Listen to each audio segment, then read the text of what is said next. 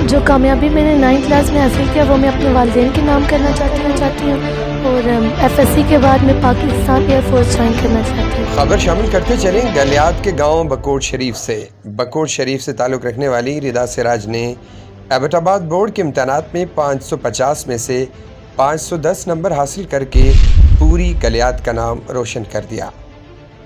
रिदा सिराज ने बोर्ड के इम्तहानात की कामयाबी अपने मरहूम वालिदैन के नाम करके गलियात और सर्कल बकोट के तलबा और तालिबात के लिए मिसाल कायम की। सर्कल बकोट की सोनियार तलबा के 2 मासूम भाई भी हैं।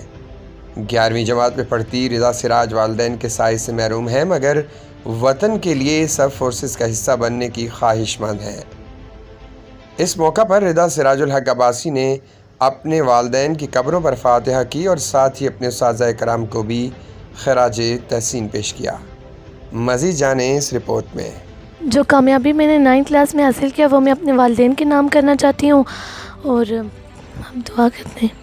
मैंने 9th क्लास में एबटाबाद बोर्ड में से 550 में से 510 नंबर हासिल किए हैं और मैं ये अपनी कामयाबी अपने वालिदैन और अपने बहन भाइयों और अपने उस्ताज़ा के नाम करना चाहती हूँ और FSC के बाद मैं पाकिस्तान एयरफोर्स ज्वाइन करना चाहती हूँ।